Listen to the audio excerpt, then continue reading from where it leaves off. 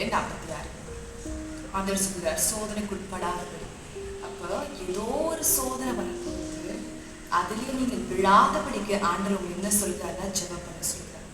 நீங்க கேட்குறீங்க, பிரச்சனை வருது, சோதனை வருது, ஜெபம் பண்ணா சரியாயிடுமா?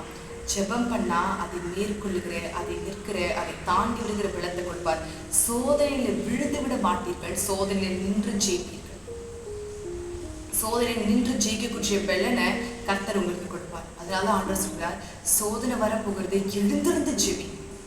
ஆண்டவர் சொல்றார், எழும்பு, போதும் உட்கார்ந்தது, போதும் புலம்பினது, போதும் யோசித்தது, போதும் காத்திருந்தது, எழுந்து நீ ஜெபி. எழுந்து ஜெபிக்க ஆண்டவர் உங்களோட கூட பேசிக்கொண்டிருக்கிறார். இந்த வசனத்தை யாருக்கு தேவன் சொன்னார்னா, இசப்பா சிலுவை பாடு வருவதற்கு முன்பாக கெத்செமனே தோட்டத்துல போய் அவர் ஜெபிக்க போனார். 3 சீஷர்களை மாத்திரம் லைக் இம்பார்ட்டன்டான முக்கியமான பிளேஸ்ல அந்த 3 சீஷர்களை மட்டும்தான் ஆண்டவர் அழைத்து கொண்டு போனார்.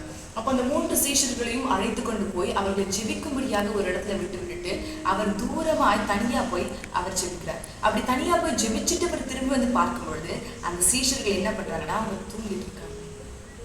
ஏன் ஆண்டவர் இவர்களை கூட்டிட்டு போய் ஜெபிக்க சொன்னார்னா, இவர்களுக்கு அப்புறம் ஒரு சோதனை இருக்கிறது, ஒரு சோதனை இருக்கிறது.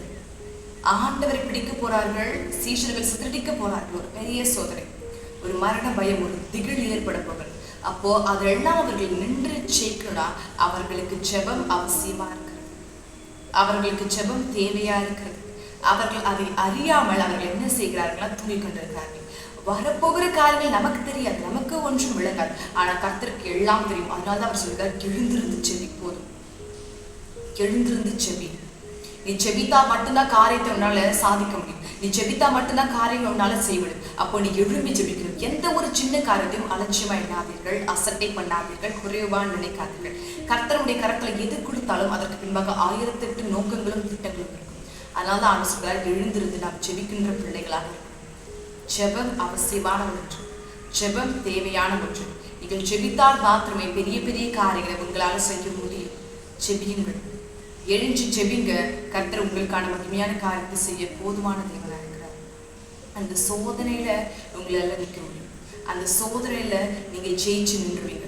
அந்த சோதனைக்கு அப்புறம் அடுத்த கட்டத்திற்கு தேவன் உங்களை கூட்டிக் கொண்டு போவார். அதனால்தான் தேவன் இப்பொழுதே எழும்பி ஜெபிக்க சொல்றார். அலட்சியப்படுத்தாதீங்க. இது ஏதோ ஆண்டவர் சாதாரணமாய் சொல்லுகிற வார்த்தை அல்ல, அவர் உங்களுக்கு பெரிய காரியங்களை வைத்திருக்கிறார். அப்போ ஒரு சோதனை இல்லாமல் அடுத்த கட்டத்துக்கு கர்த்தரால் உங்களை அழைத்து கொண்டு போக முடியாது. அப்ப அடுத்த கட்டத்திற்கு உங்களை கூட்டிட்டு போனா உங்களுக்கு ஜெபம் அவசியம். ஜெபம் இல்லாமல் எதுவுமே சாத்தியம். நீங்கள் வேணா கொஞ்சம் ட்ரை பண்ணி பாருங்க, ஜெபிக்காம ஒரு விஷயத்தை செஞ்சு பாருங்க, ஜெபிச்சுட்டு ஒரு விஷயத்தை செஞ்சு பாருங்க, உங்களுக்கு அவ்வளோ வித்தியாசம்.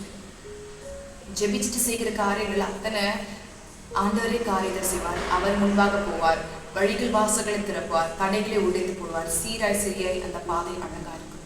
ஜெபிக்காம ஒரு காரியத்தை செய்யல, உங்களுக்கு அந்த காரியத்தை உங்க விஷயத்தை செய்ய தைரியம் கூட இருக்காது. அவ்வளோ பயந்து கூனி குறுகி திரும்பி தான் வருவீங்க. அப்போ ஜெபம் உங்களுக்கு எல்லாவற்றையும் கொடுக்கும், ஜெபம் உங்களுக்கு சர்வத்தையும் கொடுக்கும், ஜெபம் உங்களை ஜெயிக்க வைக்கும், ஜெபம் உங்களுடைய பழச மாற்றம், ஜெபம் எல்லாவற்றுக்குமே ஒரு அடித்தளமா இருக்கிறது.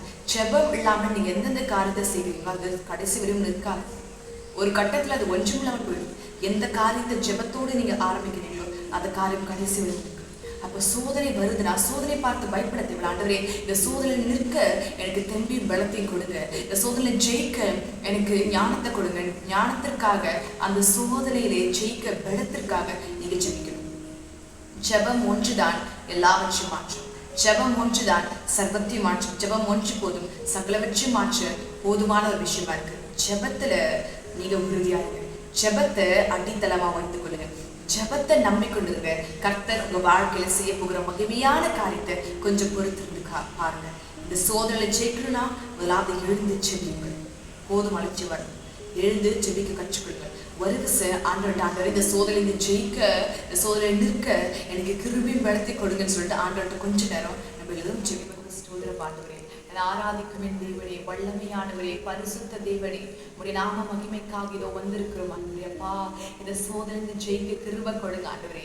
எவரை ரட்சிக்கும், எவரை தூக்கி எடுக்கும் முடியும் ஆண்டவரே. இந்த சோதனை ஜெயிக்கின்ற கிருபை கொடுப்பீராக, இந்த சோதனை ஜெயிக்கின்ற சாக்கியத்தை கொடுப்பீராக. அந்த பாக்கியத்தையும் அந்த நன்மையை செய்து கொடுக்க போறவைக்காக மக்கள் நன்றி ஆண்டவரே. அழைத்தவர் நீர் உண்மையுள்ளவர், தெரிந்து கொண்டவர் நீர் உண்மையுள்ளவர் ஆண்டவரே. அப்பா, இதோ ஒரு கஷ்டமான காலம், ஒரு சோதனை காலம் வரப்போகிறது ஆண்டவரே. அந்த காலத்திலே நாங்கள் ஜெயிக்க, அந்த காலத்திலே நிற்க பலன் கொடுங்க ஆண்டவரே. அந்த சோதனையை தாண்டி ஜெயித்து வருகின்ற கிருபையும் ஸ்லாக்கியத்தையும் நீர் கொடுக்க போறமைக்காக உமக்கு நன்றி அப்பா. நீர் அற்புதங்களை செய்கின்ற தேவனா இருக்கிறீர், நீர் ஆச்சரியமான காரியங்களை செய்கின்ற தேவனா இருக்கிறீர் ஆண்டவரே. இந்த சோதனையை ஜெயிக்கின்ற பலத்தை கொடுங்க, சோதனை ஜெயிக்கின்ற கிருபை கொடுங்க ஆண்டவரே. இந்த சோதனை நாங்கள் விழுந்து விடக்கூடாது ஆண்டவரே, பின்பாக போகக்கூடாது ஆண்டவரே. நீர் எங்களுக்கு வைத்திருக்கிற பாதை ஆண்டவரே, நாங்கள் ஜெயித்து நாங்கள் நின்று அடுத்த கட்டத்திற்கு மூவ் ஆகிற அந்த தன்மையை கொடுப்பீராக. அப்ப அநேக ஜனங்கள் ஜெபித்துக் கொண்டிருக்கிறாங்க, அநேக ஜனங்கள் உம்மை நோக்கி காதலி கொண்டிருக்கிறார்கள் ஆண்டவரே. அவர்கள் எல்லோரும் இந்த சோதனை ஜெயிக்கின்ற ஸ்லாக்கியத்தையும் கிருபையும் கொடுக்க பொறுமைக்காக நன்றி. நீர் அபிஷேகத்தினால் நிறைத்தள்ளுங்க, ஆவியினால் நிறைத்தள்ளுங்க, கிருபையினால் நிறைத்தள்ளுங்க, சர்வ காரியத்தையும் செய்து கொடுக்க பொறுமைக்காக உங்க கோடான கோடி ஸ்தோத்திரம் ஆண்டவரே. ஒவ்வொரு பிள்ளைகளையும் நிரப்புங்க, ஒவ்வொரு பிள்ளைகளையும் ஆசீர்வதிங்க, ஒவ்வொரு பிள்ளைகளுடைய அபிஷேகத்தினாலும் வல்லமையினாலும் நீ நிறைத்தள்ள பொறுமைக்காக நன்றி அப்பா. அந்த சோதனையில அவர்கள் ஜெயிக்கின்ற ஸ்லாக்கியத்தை கொடுங்கப்பா. சோதனையில விழக்கூடாது, சோதனையில ஜெயிக்கணும், சோதனையில ஜெயிக்கணும், சோதனையில ஜெயிக்கணும். அப்படி சர்வத்தையும் ஜெயிக்கின்ற பிள்ளைகளாக நீ மறுரூபமாக்க பொறுமைக்காக நன்றியப்பா. ஆண்டவரே, இப்பொழுதே அந்த பலத்தால் நிறைத்தழுங்க ஆவியானவரே. இப்பொழுதே அவங்களை நிரப்புங்க, அவங்களை ஆசீர்வதிங்க, பலப்படுத்துங்க.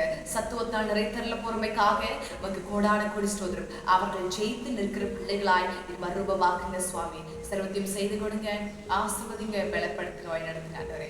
அப்பா இயேசு கிறிஸ்துவின் நாமத்தினால ஜெபிக்கிறேன். ஜெபம் கேளும் ஜீவன் நல்ல பிதாவே. ஆமென், ஆமென்.